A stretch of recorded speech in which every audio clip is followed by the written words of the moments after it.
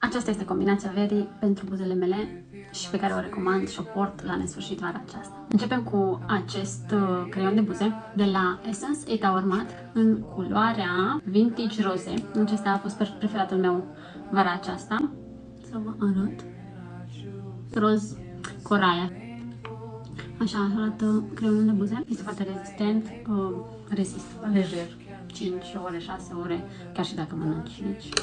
Și acest Glass Tint Melting Balm de la Romand în culoarea Lovely Pink. V-am mai arătat-o și altă dată, dar trebuie să recunosc că I love it. Deci vara aceasta am purtat-o doar acesta și ține super mult și rămâne lip tintul acela ore și ore și ore. Deci are, la început mi-mi place și când este așa lucios ca un luciu de buze. Deci să vă arăt. E ușor gras, așa, să zicem, pe buze, e hidratant, așa ceva arată. Mi-mi place super mult, deci aceasta este combinația verii pentru mine și o ador. Bye!